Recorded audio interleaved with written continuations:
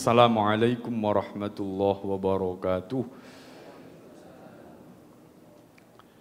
Bismillah, alhamdulillah, wassalatu wassalamu ala rasulillah Sayyidina wa maulana Muhammad ibn Abdillah. La hawla wa la quwwata illa billah.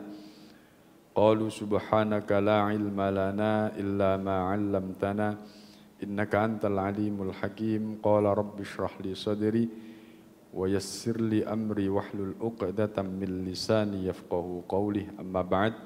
Hadirin jamaah salat subuh ingkang sami dimuliakan Allah. Monggo kita lanjutaken ngaji kitab Bulughul Maram. Saderengipun kita maos Fatihah ingkang kita hadiahaken dumateng Kanjeng Nabi Muhammad sallallahu alaihi wasallam. Nomor kalih kita hadiahaken dumateng musannif kitab ini Syekh Ibnu Hajar Al-Asqalani. Yang ketiga untuk hajat-hajat kita semuanya. Semoga Allah paring kegampilan sedaya urusan kita. Al-Fatihah. A'udzu billahi minasy syaithanir rajim. Bismillahirrahmanirrahim. Alhamdulillahi rabbil alamin. Arrahmanir rahim. Maliki yaumiddin. Iyyaka na'budu wa iyyaka nasta'in. Ihdinas siratal mustaqim. Siratal ladzina an'amta 'alaihim ghairil maghdubi 'alaihim waladdallin. Amin. Bismillahirrahmanirrahim. Wa an Abi Hurairah wa an Abdullah bin Abi Bakr. Diceritakan saking Abdullah bin Abu Bakar As-Siddiq radhiyallahu anhuma anna fil kitabi setuhune ing dalem surat kitab tulisan ing dalem surate Nabi alladzi kang kataba nulis hu ing kitab sapa Rasulullah sallallahu alaihi wasallam Kanjeng Nabi Muhammad li Amr bin Hazmin kepada Amr bin Hazm. Apa tulisane Allah yamassal Qur'ana illa tahirun. Tulisannya apa? Allah yamassa ing yen to ora ndemok Al-Qur'ana ing Al-Qur'an illa tahirun kejaba wong kang suci. Rawahu Malik mursalan wa wasalahu An-Nasa'i wa Ibnu Hibban wa huwa ma'lulun. Hadirin, hadis ini memberitahukan kepada kita bahwa tidak boleh memegang Al-Quran itu kecuali dalam kondisi suci. Di Al-Quran pun juga dijelaskan la yamassuhu illal mutahharun. Tidak boleh memegang Al-Quran kecuali orang dalam kondisi suci. Walaupun ada beberapa pendapat yang mengartikan bahwa yang dimaksud dengan memegang Al-Quran itu ya Al-Quran yang ada di Lauhil Mahfud. Ya. Tapi kalau kita dari Syafi'iyah, umumnya kita memegangi pendapat bahwa yang dimaksud dengan tidak boleh memegang Al-Quran dalam kondisi, kecuali dalam kondisi suci itu ya Al-Quran yang ada di kita ini, ya. Mushaf yang kita bawa ini. Ya. Jadi kalau kita dari golongan Syafi'iyah, baca Al-Quran, memegang Al-Quran itu harus dalam kondisi suci. Artinya punya air wudhu, suci dari hadas kecil maupun hadas besar. Ya. Tapi kok ada Pak orang yang memegang Al-Quran tanpa bersuci, pandangannya lain. Mereka berpandangan bahwa yang dimaksud Al-Quran di sini itu adalah Al-Quran yang ada di Lauhil Mahfud. Al-Quran yang ada di Lauhil Mahfud itu ya pasti harus dipegang dengan kondisi suci. Ya, gitu. Tapi kalau kita berpandangan ya Al-Quran di dunia ini, buktinya apa? Ya ini, hadis ini. Nabi Muhammad ini memberi surat kepada Amr bin Hazm. Ya. Ini kalau ngomong tentang Al-Quran di Lauhil Mahfud, lalapo kok diomong nonanggone Amr bin Hazm. Dibilangkan kepada Amr bin Hazm itu berarti yang dimaksud ya Al-Quran yang ada di dunia itu. Bacanya harus dalam kondisi suci. Yang penting kita tidak boleh menyalahkan orang lah. Yang penting ada dalilnya ya kita ikuti.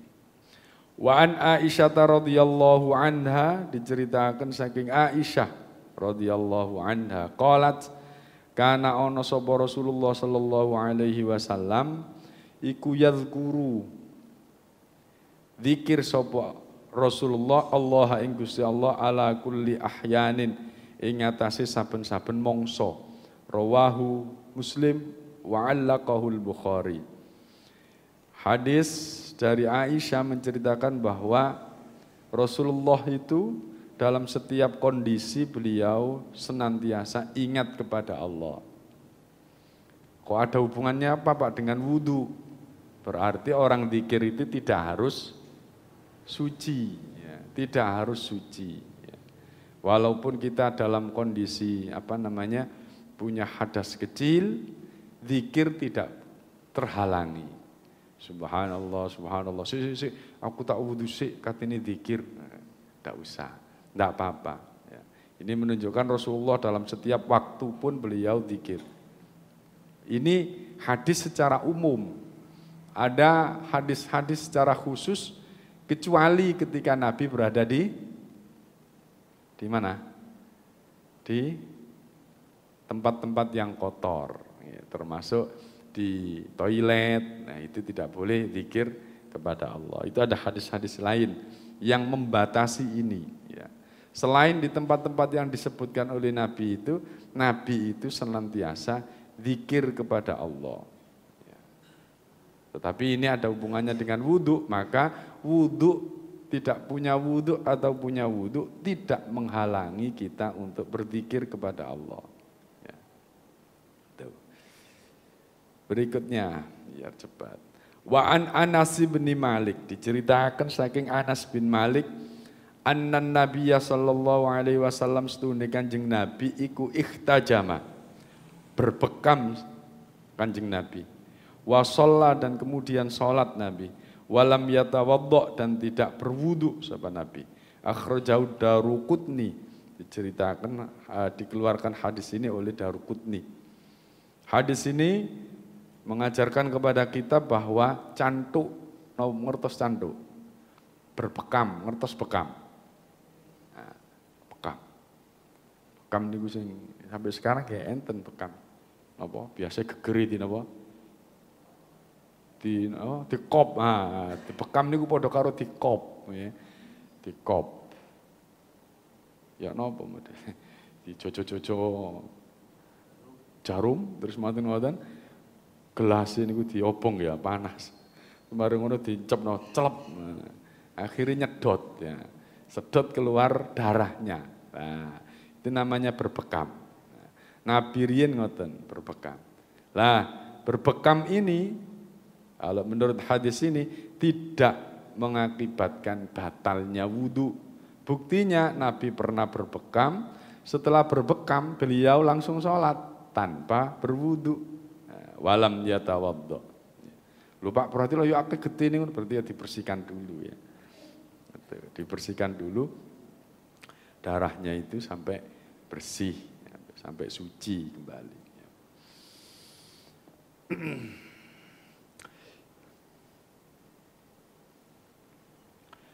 Wa'an bismillahirrahmanirrahim wa'an Muawiyah, diceritakan saking Muawiyah bin Abi Sofyan, ya, sahabat Nabi. Qala, berkata Muawiyah, qala Rasulullah sallallahu alaihi wasallam, Kanjeng Nabi dawuh, al-ainu mata itu wika usahi, iku wika usahi taline dubur. Faidha namat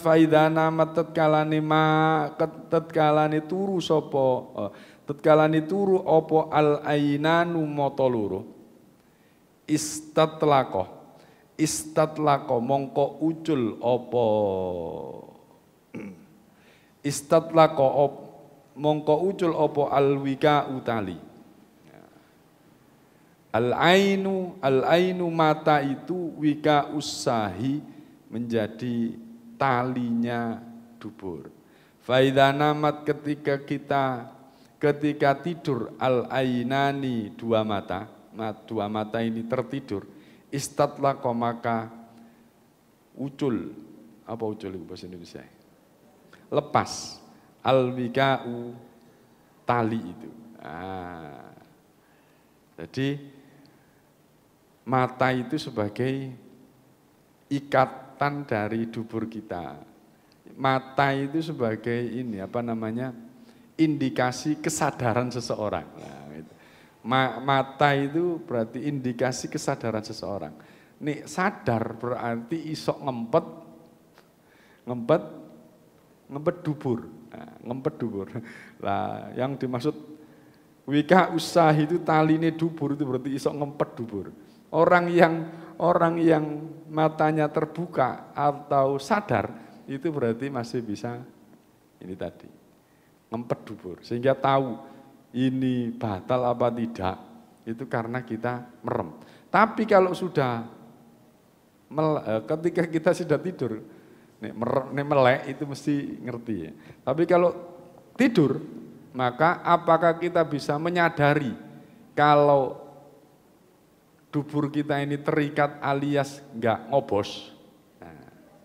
Enggak ngobos. Sehingga dijelaskan berikutnya wa idza namat ketika orang itu tidur istatlaqa ucul. Ikatan tadi itu artinya tidak sadarnya dubur ini mengeluarkan angin apa tidak, itu kan tidak tahu. Itu. Sehingga hadirin jamaah rahimakumullah, kalau tidur itu bisa membatalkan wudu, tetapi tidur yang bagaimana nanti dijelaskan. Waman nama lan sapane wong nama kang turu sapa wong falyatawaddo mongko becik wudu sapa wong. Wa hadi az-ziyada fi hadzal hadits inda Abi Dawud min hadits Ali tuna qaulihi istatlaqa al-wika. Nah, jadi tidur itu bisa membatalkan wudu. Nah, kemudian dijelaskan berikutnya innamal wudu'u angin mestine utawi wudu iku alaman ing atase wong nama kang turu sapa wong muttajian hale turu miring. Nah, ini dibatasi. Tidur yang bagaimana yang bisa membatalkan wudhu, yaitu tidur yang muttajian, tidur miring. Nah, tidur miring sehingga di dalam fikih diuraikan bahwa tidur itu tidak semua tidur bisa membatalkan. Yang bisa membatalkan itu adalah tidur miring atau tidur yang mengangkat pantatnya. Sebab kalau pantatnya masih berada di tempat duduknya, berarti itu masih buntu, ya, terbuntu.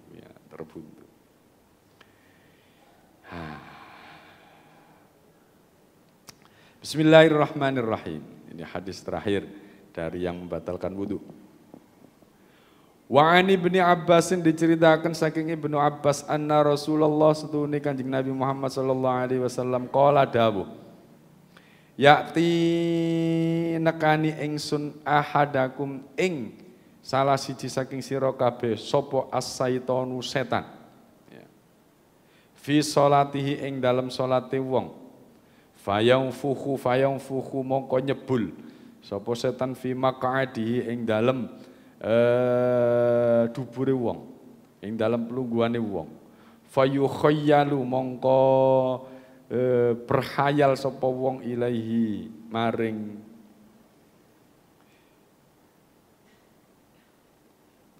annahu setune wong ahdatsa berhadas sapa wong walam yuhdis mongko ora hadas sapa wong fa idza wajada tatkalane nemu sapa wong dalik yang mengkono-mengkono fala yang sarif mongko aja metu sapa wong hatta yasma'a sehingga ngrungu sapa wong sautan ing swara au yajida utawa nemu sapa wong rihan ing bau akhrajahul Bazzar. Ini sama dengan hadis yang lalu-lalu bahwa kemarin beberapa waktu yang lalu bahwa setan itu mendatangi kita pada waktu sholat itu. Kemudian setan itu meniupkan ya ono apa jenenge? Ono rasa was-was ya. Ada rasa was-was seakan-akan dari dubur kita ini keluar angin. Kemudian fayukhayyalu, kemudian kita berprasangka, menghayal. Lho. Aku mau metu angin apa gak ya? Koyok metu angin. Koyok kok metu angin. Apa to aku iki berhadas atau tidak berhadas? Nah, ada was-was. Faidza wajada dzalika, apabila kita mendapati hal yang seperti itu, fala yansarif, maka jangan batalkan sholatmu dulu. Kecuali hatta yasma'a sautan au yajidarihan. Kecuali sehingga kita mendengarkan ada suara angin yang keluar atau ada bau yang terbau. An Abi Hurairah nahbuhu, ada hadis yang lain, idza jaa ahadakumus syaitan faqala innaka ahdathta falyakul kadzabta. Kalau ada seperti itu, kalau ada hal yang seperti itu, maka di hadis berikutnya dikatakan falyakul kadzabta, bujuk kon setan, bujuk kon. Falyakul fi nafsihi, tapi ojo ngomong pas salat untuk tangga ya. Bujuk kon setan, ya batal. Jadi ngomongnya di dalam hati. Falyakul fi nafsihi, maka berkatalah di dalam hati, bujui. Agar keyakinan kita tetap itu tadi, bahwa kita tidak berhadas. Jadi keraguan itu tidak bisa membatalkan sesuatu yang yakin. Ya. Yakin kita enggak ono tanda-tanda kalau ada angin kok, cuma dibujui setan. Iku mang koyok-koyoke rada kerucuk mau metu ngene. Kerucuk ya. Tapi kalau memang ada tanda-tanda ada angin atau ada bau atau ada suaranya, maka barulah kita memastikan bahwa wudhu kita itu batal. Hadirin jamaah rahimakumullah, ulangi malih, ada beberapa hukum yang sudah kita baca dari hadis-hadis ini. Yang pertama, bahwa membaca Al-Quran itu hendaknya kita dalam kondisi suci. Kita dalam kondisi suci, baik suci dari hadas maupun dari najis, dari hadas kecil maupun dari hadas besar. Yang kedua, kita tadi diajari oleh Nabi bahwa Nabi itu dalam setiap waktu, dalam setiap kesempatan, Nabi itu senantiasa ingat kepada Allah. Entah dalam kondisi beliau itu berhadas atau tidak, beliau itu tetap ingat kepada Allah. Kecuali di hadis-hadis yang lain dikatakan kecuali di tempat-tempat yang kotor. Ketika berada di toilet tidak boleh kita menyebut nama Allah. Selain itu, Nabi senantiasa ingat kepada Allah. Ketika nyambel, ingat Gusti Allah. Ketika kita bekerja, ingat kepada Allah. Ketika kita nyapu-nyapu, ingat Allah. Yoga, subhanallah, nyapu baru. La ilaha illallah. Ulek-ulek, la ilaha illallah. Kemalan nih jenenge. Jadi zikir itu ya hanya pribadi kita dengan Allah saja. Kalau bisa kita ini zikir sir, hati kita senantiasa berdegup untuk membaca kalimat Allah itu akan lebih baik. Orang lain tidak tahu, tapi yang tahu hanya Allah. Orang lain melihat kita hina, tapi Allah meluhurkan kita karena keluhuran hati kita yang senantiasa ingat kepada Allah. Itu yang luar biasa. Yang berikutnya, bahwa bekam itu tidak membatalkan wudhu. Bekam itu tidak membatalkan wudhu. Tapi kalau kita setelah bekam, terus kemudian sholat, sebelum sholat harus mensucikan dulu bekas dari darah. Yang pasti darah yang keluar itu ya najis. Harus disucikan. Tapi apakah perlu wudhu, Pak? Tidak. Tidak perlu wudhu. Loh, keluar darah kan najis. Najis membatalkan wudhu napa mboten? Najis membatalkan wudhu napa mboten? Mboten. Cuma harus dibersihkan najisnya saja. Berikutnya, mata itu adalah pengikat dubur kita. Mata itu indikasi kesadaran kita. Ketika mata itu sudah terpejam alias kita tidur, maka kesadarannya sudah tidak ada. Ketika kesadaran tidak ada, istatlaqal wika, maka maka terlepaslah ikatan-ikatan tadi itu sehingga kita tidak tahu kita ini batal atau tidak. Sehingga orang yang tidur, ya, orang yang tidur tapi tidak semua tidur, tidur miring atau tidur duduk tapi mengangkat bokongnya, apa bokong bahasa Jawa? Bahasa Indonesia sing halus, napa? Pantatnya, maka jadi batal.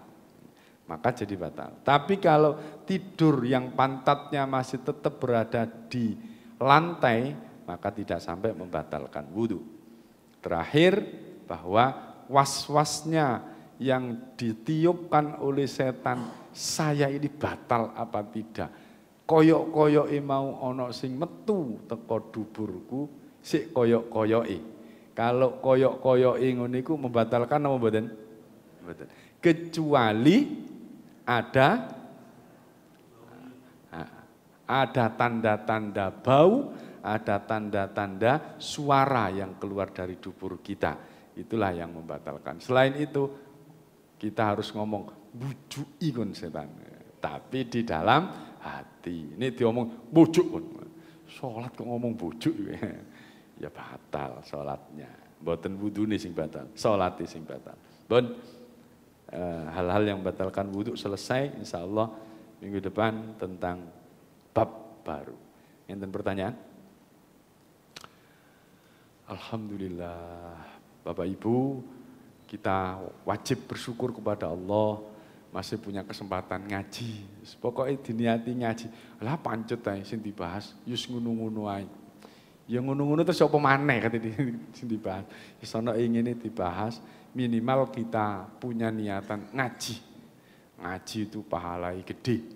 Nomor loro ya memang untuk menghilangkan ketidaktahuan kita, ya, ketidaktahuan kita.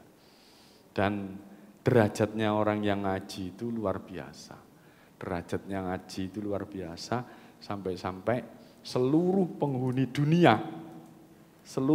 dunia, ya, baik ikan-ikan yang ada di laut maupun dahan-dahan yang ada di bumi ini, semuanya ikut mendoakan kepada kita akan pengampunan dari Allah. Lah luar biasa kan? Lungguh tok ngene karo ngantuk-ngantuk, cekluk ngene. Dosa panjenengan rontok ya. Olane ngaji, alhamdulillah kita bisa ngaji. Mugi-mugi saged istiqomah sedaya.